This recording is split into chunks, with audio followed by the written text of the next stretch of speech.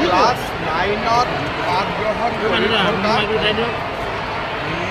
ছাত্ৰ আৰু ছাত্ৰী 3,70,000 ছাত্ৰ আৰু ছাত্ৰীক আমি এখনকৈ চাইকেল উপহাৰ হিচাপে দিলোঁ।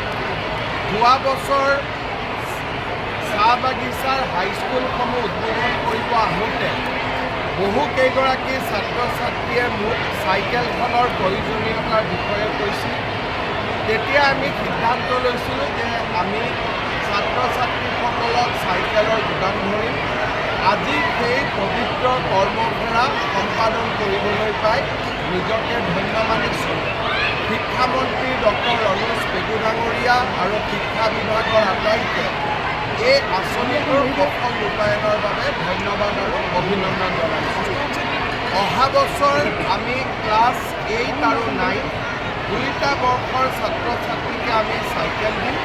তাৰ পিছৰ পৰা আমি অকল ক্লাছ 8ত দিম। 9ৰ পৰিৱৰ্তে আমি ক্লাছ 8ত দিম, যাতে 8, 9, 10 তিনি বছৰে তেওঁলোকে চাইকেলখন ব্যৱহাৰ কৰিব পাৰে।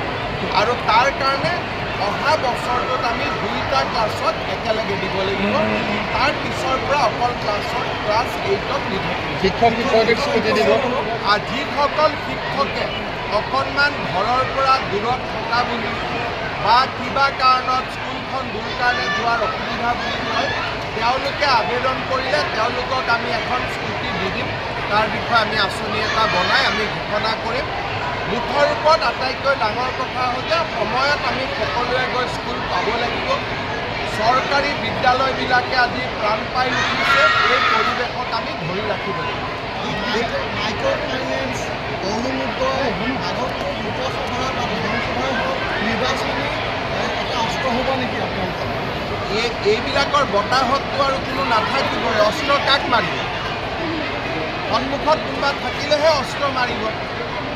সন্মুখতো গ'লকিপাৰে নাই, খালি গ'লে মাৰি থাকক। আচলতে বিৰোধী কুকুৰবোৰে এক হৈছিল, কালি কংগ্ৰেছে ঘোষণাই কৰিছিল। মইতো অসমত বিৰোধী ক'তো দেখাই নাপাওঁ। সেইকাৰণে আপোনালোকে বিৰোধীৰ প্ৰশ্ন সুধিলে মইনো কি উত্তৰ দিম, মই নিজে অলপমান নাৰ্ভাছ হৈ যাওঁ। আন কোনো কথাত মই নাৰ্ভাছ নহওঁ, কিন্তু যেতিয়া আপোনালোকে বিৰোধী জিকা হাৰা এইবিলাক কথা পাতে তেতিয়া মই নাৰ্ভাছ হৈ যাওঁ যে আপোনালোকেওতো সমাজত থাকে, আপোনালোকেওতো সমাজৰ পৰিৱেশ গমেই পাই থাকে, ক'ত আছে বিৰোধী? এতিয়া কৰ্মমুখী মানে কি? আঁচনিবিলাকে দিয়েতো মানুহক কৰ্মমুখী কৰে। মাইক্ৰ' ফাইনেন্সৰ লোনটো ৰেহাই দিলে আকৌ লোন পাব, মানুহ কৰ্মমুখী হ'ব। অৰুণোদয় পালে অলপমান পৰিয়ালটোত সকাহ পাব, বাকী কামখিনি কৰি ভাল পাব। পুনৰ শিক্ষক নিযুক্তিৰ কথা ক'লে আপুনি?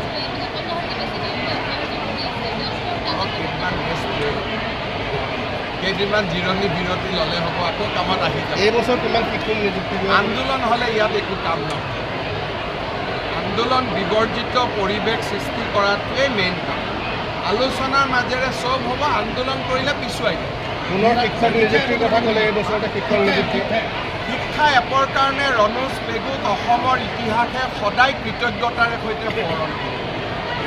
অসমত যিমান দিনলৈ চৰকাৰী শিক্ষা ব্যৱস্থা চলি থাকিব, এই শিক্ষা সেতু এপৰ বাবে অসমৰ শিক্ষামন্ত্ৰী ৰণোজ পেগুক অসমৰ ইতিহাসে সদায় এজন সফল শিক্ষামন্ত্ৰী হিচাপে সোঁৱৰণ কৰে। এইবছৰ শিক্ষক নিযুক্তি আৰু আমাৰ টোটেল ছাপৰ্ট আছে। মই অসমৰ শিক্ষক শিক্ষয়িত্ৰীসকলক আহ্বান কৰিম যে ভাল কামত বিৰোধিতা নকৰিব। সকলোৱে মোৰ হাতেদি এপইণ্টমেণ্ট পোৱা ব্যক্তি, সকলোৰে প্ৰতি মোৰ মৰম শ্ৰদ্ধা আছে। সকলোৱে জঁপিয়াই পৰক কেনেকৈ আমি শিক্ষা ব্যৱস্থাটো ভাল কৰিব। এইবছৰ কিমান নিযুক্তি দিব? আৰু 10,000 দুদিনতে ওলাব।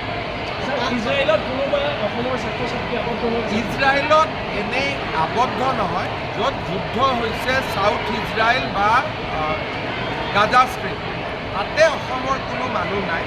কিন্তু জেনেৰেলি ইজৰাইলত অলপ অসমৰ 40-50 গৰাকী ব্যক্তি আছে বুলি দুই এজনে আমাক জনাইছে।